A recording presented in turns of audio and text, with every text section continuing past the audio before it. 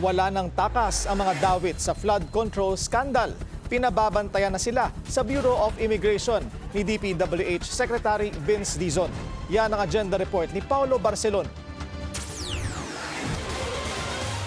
Hiniling na ni DPWH Secretary Vince Dizon sa DOJ ang pagpapalabas ng Immigration Lookout Bulletin Order laban sa mga dawit sa flood control scandal. Una sa listahan ng tinaguriang flood control queen na si Sara Diskaya, ang kanyang asawang si Curly at ang kanilang pamangkin na si Roma Rimando ng St. Timothy Construction Corporation. Kasama rin ang GM ng Wawaw Builders na si Mark Alan Arevalo, pati na rin ang mga kontrobersyal na DPWH officials na sina Assistant Regional Director Henry Alcantara at Bryce Hernandez.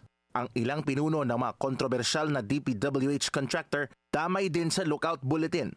Layon nitong bantayan ang posibleng paglabas nila ng bansa habang gumugulong ang investigasyon. First of all, I don't know these people, so I'm supposing because they have been called in Congress that they are still here, but we just want to make sure. No, we just want to make sure. Lookout ito, request for lookout. Wala pa namang kaso, so walang basis for a departure order. Dagdag ni Dizon, posible pang madagdagan ang mga nasa listahan kung kinakailangan. This is all part of the President's directives to hold people to account and to make sure that the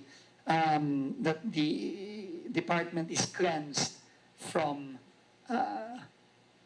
these people now who have unfortunately not taken care of the people's money. Makikipagpulong daw si Dizon sa mga predecessor niya sa DPWH na sina Manny Bonoan, now Senator Mark Villar at Rogelio Singson para makuha ang kanilang insights pagdating sa pagmamanage sa ahensya. Mag-iikot din siya sa mga flood control projects sa buong bansa sa mga susunod na araw. Unang target niya, ang Bulacan.